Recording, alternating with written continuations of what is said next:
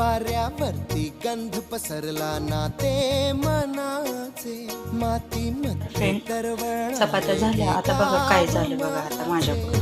मी दररोज नेहमीप्रमाणे चपात्या अशा ठेवत असते.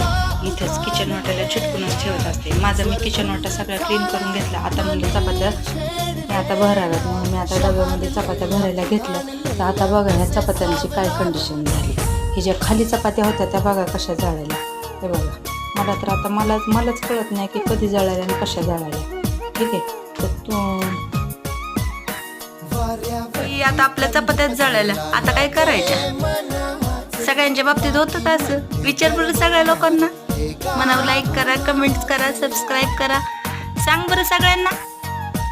बघ इकडं आराध्यावरती सांगा सगळ्यांना. खाऊन बघा म्हणा जळालेली चपाती कशी लागली. आता मला ही फेकून द्यावं लागेल थोडा थोडा तुकडा.